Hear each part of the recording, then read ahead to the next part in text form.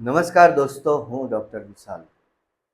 દોસ્તો, જેમ આપણા મનુષ્યના પોઝિટિવ અને નેગેટિવ એમ બે પ્રકારના ગુણધર્મો હોય છે, એવી જ રીતે ગ્રહોના પોઝિટિવ અને નેગેટિવ એમ બે પ્રકારના ગુણધર્મો હોય છે.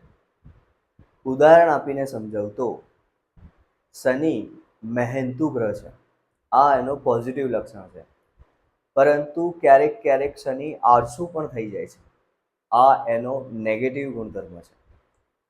તો તમારી જન્મકુંડળીમાં શનિ જે ભાવમાં બિરાજમાન છે તે ભાવની બાબતોને લઈને તમારે ઉત્તમ ફળ મેળવવું હોય તો તે ભાવની બાબતો માટે ખૂબ જ મહેનત કરો.